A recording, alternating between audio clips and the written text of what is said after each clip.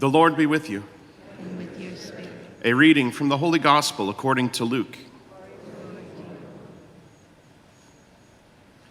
Each year, Jesus' parents went to Jerusalem for the feast of Passover. And when he was 12 years old, they went up according to festival custom. After they had completed its days, as they were returning, the boy Jesus remained behind in Jerusalem, but his parents did not know it. Thinking that he was in the caravan, they journeyed for a day and looked for him among their relatives and acquaintances. But not finding him, they returned to Jerusalem to look for him. After 3 days, they found him in the temple, sitting in the midst of the teachers, listening to them and asking them questions. And all who heard him were astounded at his understanding and his answers.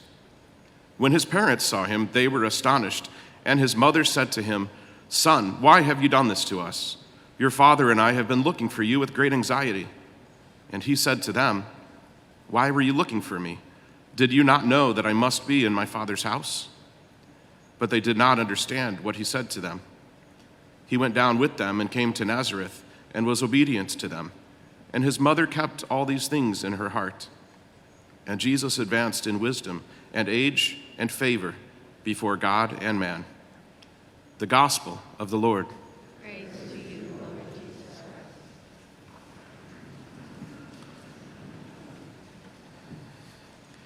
Over the last couple of days, if you've opened any gifts, and I'm guessing most of us have, my question would be, are there any gifts that you've received that you could not have given yourself?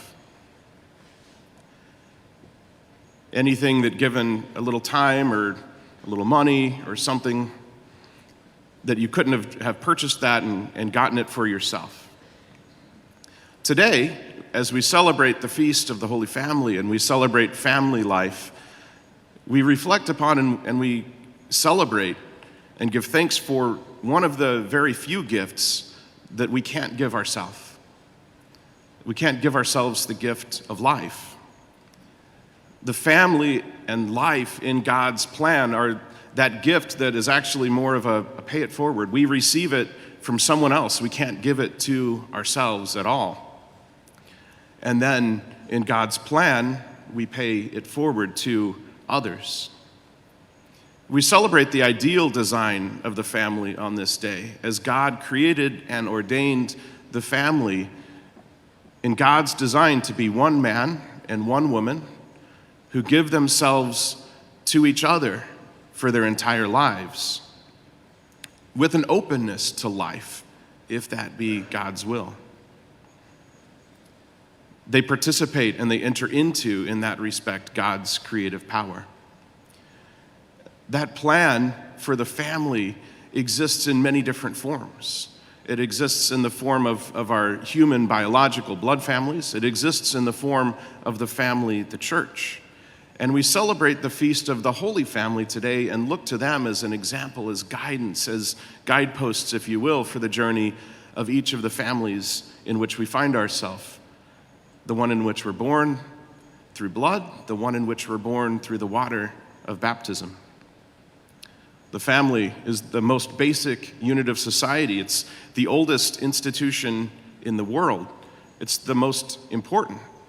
It, in fact, even predates the institution of the church. It starts, as we know, with Adam and Eve at the beginning of creation. It's honored with Adam, with Noah, with Abraham, of all of those names of the fathers of faith that we know. And its pinnacle we celebrate today in the Holy Family of Jesus and Mary and Joseph. Our families have good and bad moments. We have ups and downs together. Sometimes families fall apart. The only perfect family is the Holy Family. And they still had challenges.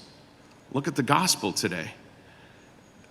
I was joking earlier this year with Mark Yealing when this gospel came up on a Saturday morning, and I was telling him about when I was a kid, when we would go to the department stores. Those of us that are old enough remember the racks that were round, where all the clothes hung around the circle. And I said, I used to love to go right into the middle of those racks and hide from my mom. And he laughed and told me what they did to one of their kids once when they did that. We all have those challenges like the Holy Family faced. But the family is still God's plan for us. Even a bad family, even a dysfunctional family is still a family, and it can become a good family again through those things that we heard in the second reading, through patience, through reconciliation, through love, through contrition, through metanoia, through turning consciously back towards one another. In the reading from Sirach, which is one of my favorite books of the Bible, we heard of how the father and mother are placed in authority over their children in a place of honor. And we'll explore that a little bit later. In the second reading from Colossians, I said Colossians, but I didn't specify which Colossians. In that one, we heard that beautiful recipe of reconciliation, of patience, of love. In the other reading from Colossians, the more difficult one, we hear a recipe of the love of husband and wife. These are recipes for a family. In that other reading from Colossians, we hear, wives, be subordinate to your husbands, as is proper in the Lord. Last year, before I was ordained, Father proclaimed that, or preached on that and said, oh, how I wish you were ordained, so that a married man could preach on that. So here we go. Because it continues, husbands, love your wives and avoid any bitterness toward them. In Ephesians 5, which is from the same author, from St. Paul, he goes even deeper into this idea where he speaks of wives subordinate to their husbands, but he puts a heavier burden on the husband. Because the husband, as head of the wife, just as Christ is head of the church, that means he gives himself completely to death. Husbands, love your wives, even as Christ loved the church and handed himself over for her to sanctify her, cleansing her by the bath of water with the word, that he might present to himself the church in splendor. Love your wives as your own bodies.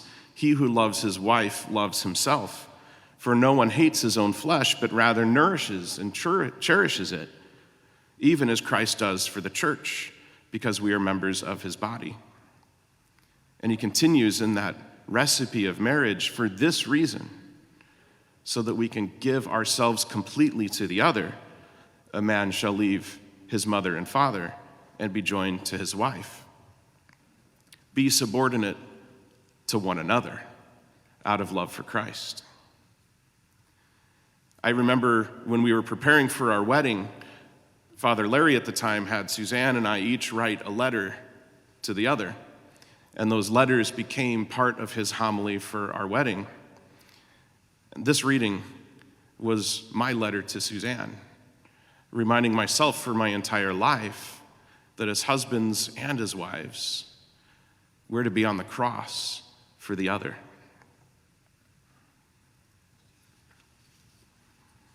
That recipe that we heard in Sirach and that we hear in Colossians and Ephesians has some tips, some steps for parents, for elders, if you think about the church, the family of the church, to honor.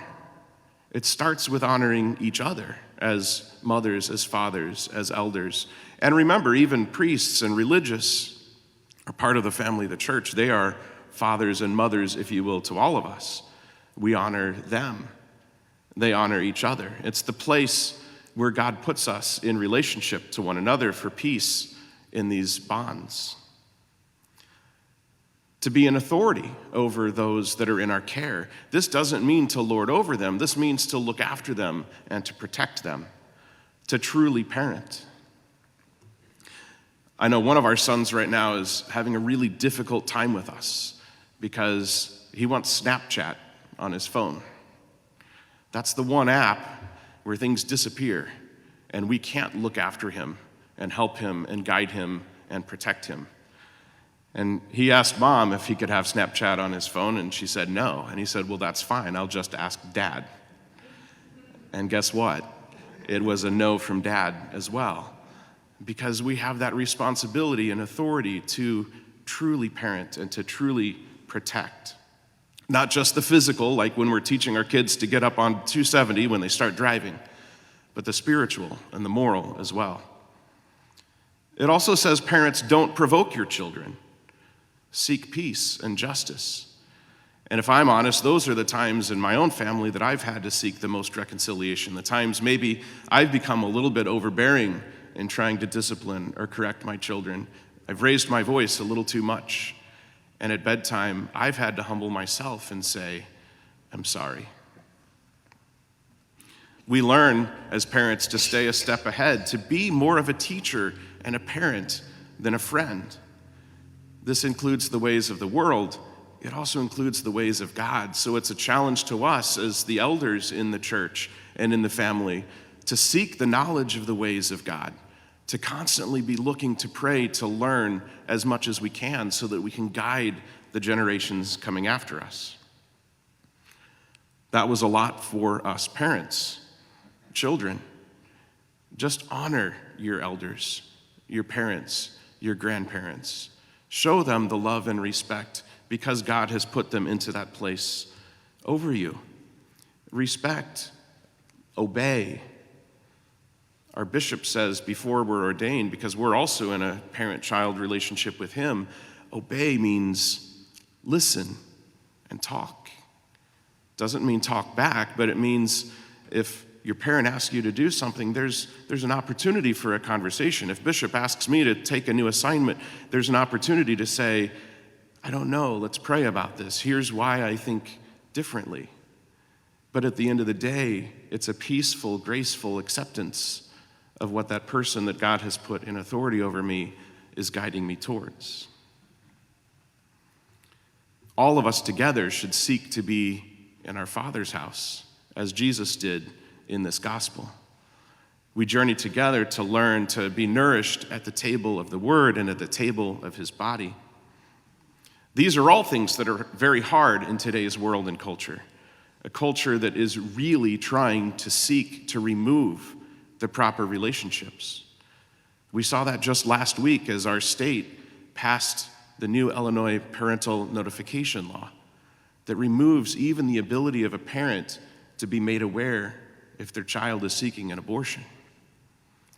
These are the difficulties that this world and this culture are putting on our shoulders, upon our families.